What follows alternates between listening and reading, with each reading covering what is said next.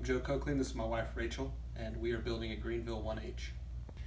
So far, we have really enjoyed working with lots of different fun people. Our salesperson, Jessie, was really nice, and then we got to work with Shelly, picking out colors, and we've had lots of laughs, and we've got to include our family in a lot of things too. So that's been great for us as far as what we've enjoyed so far.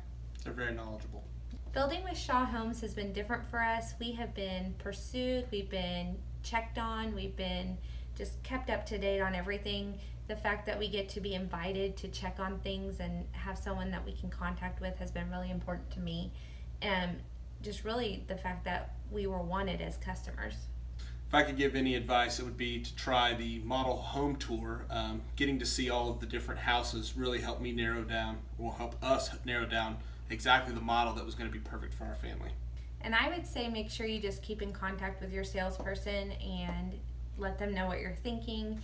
They don't seem to get offended if you say no to anything, so just let them know what you're thinking about.